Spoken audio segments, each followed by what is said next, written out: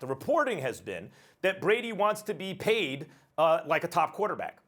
Whether or not he is one anymore. He's not one anymore. But he, even when he was the best quarterback, the greatest quarterback of all time, he wasn't paid that way. If it's true that he wants to be paid that way, then the Patriots, because he's in decline, have to put more around him to be successful, are in a position to put less around him to be successful. That just doesn't work. There is a chance that he comes back because the cupboard's bare. Brady made sure of that Jimmy G would not be there. Brissett's not even there. He made sure those guys, or especially Jimmy G, was shipped out, increasing his leverage. Not to say that Jimmy G is Steve Young, but Joe Montana eventually had to go. Brett Favre had to go. Jimmy G ain't Steve Young or Aaron Rodgers, but his team was just in the Super Bowl, and he played very well on the way there, even if he didn't have a great Super Bowl late. He was pretty good early. But because Brady made sure of that, there's a chance he can come back. But if he wants to be paid like a top quarterback, I think it's more likely Belichick makes a move and replaces him. Listen, here's my deal. I don't know what the hell is going on with the Patriots and Tom Brady right now, but as the weeks go by, it just appears to make sense that Tom Brady will remain in the New England Patriots uniform. Could he go to the Chargers? Yeah, you could make an argument about that because they've got talent. But we continuously point to what the league has become, how athletic and big and fast these defensive players are, and how a stationary quarterback, it might not work to their advantage. Phillip Rivers was a stationary quarterback. He was a pocket passer who could throw the football, but obviously he clearly lost a step, and they wanted to move in a different direction. So why get Tom Brady? Unless, of course, you think that Tom Brady at age 42, going on 43 years of age, is just going to sell tickets in Los Angeles like suddenly because Tom Brady is there for 8 weeks out of the year. Venice Beach and Melrose Place and Rodeo Boulevard and the California sunshine and the palm trees are not going to matter as much as football at whatever arena that you want to play at. Oh, by the way, this is for a team that isn't even the most popular team in LA. This is for a Chargers organization that has literally come in front of the microphone and said, quote, we play 16 road games a year. Right. We know it. We just have to deal with it. And Tom Brady alone at this stage of point in his career is going to make that difference? I don't believe so. That's number one. Number two, from a system perspective, we know how the system and him with Belichick and him playing under Josh McDaniels has worked for him. And we also know Mr. Kraft still loves him. Number three, what does all of this mean?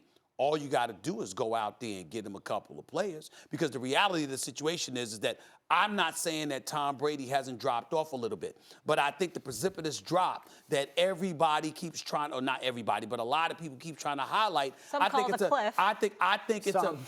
it's a bit extreme. I think that he's been dealt an unfair hand. I think they were bereft of talent. They are sorely lacking in a lot of areas on the offensive side of the ball, and I don't think people are doing him any justice as it pertains to what he had to deal with. To know he's 42 years of age, to know that he's 42 and immobile. Even when he was younger, he was immobile, but especially now. And to put him out there with this last year that he had to work with, I thought it was a disservice to Tom Brady, and I'm getting sick and tired of people ignoring it. I've been on this for 2 months now, or 6 weeks. I don't think Tom Brady's going back to New England. I think it's more unlikely as the days go on, and this is why. We've projected the reason of where Tom is going to sign next year, but the only thing that Tom has said was at Super Bowl week when he said, I will not be wearing a blazer at next year's Super Bowl. Mm-hmm. So to me, Tom is saying the number one thing I'm looking for is the opportunity to go win a Super Bowl. Now, the reason why I don't think it's going to be back in New England, number one, this team last year in New England was 3-3 against teams with winning records. 3-3. 2 of those wins were against the Bills.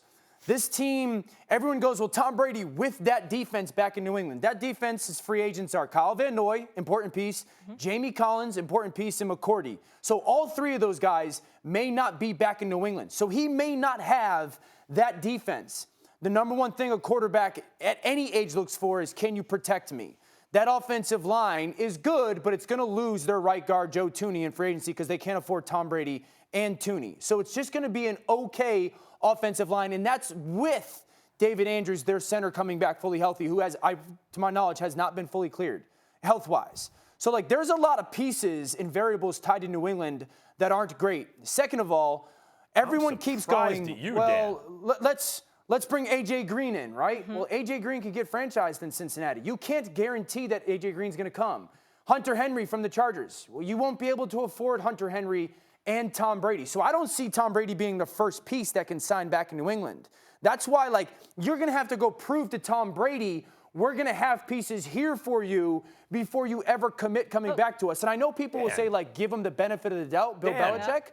But that's a risk What's the taken. better option? Right. We've heard the Colts. We've heard I've the got Raiders. a bunch of them. And the last thing is this. The team right now who has the hardest schedule in 2020 when it comes to the NFL is the New England Patriots. I remind everybody, 3-3 last year against winning teams. This team is not as good right now as we think it is, even though they were 12-4. If just going off Tom Brady's comments at the Super Bowl, I won't be wearing a blazer next year. If it's just a football decision, the runaway two best spots are Dallas and Indy. Everyone goes like, Dak long-term or Tom Brady right now. I don't see it that way, because if you really wanted to sign Dak long-term, to me, you would have had it done by now. Yeah. And then everyone goes, well, they're going to franchise tag Dak. In the history of the NFL, we have never had a quarterback play a year under the franchise tag and then sign a long-term deal with that team.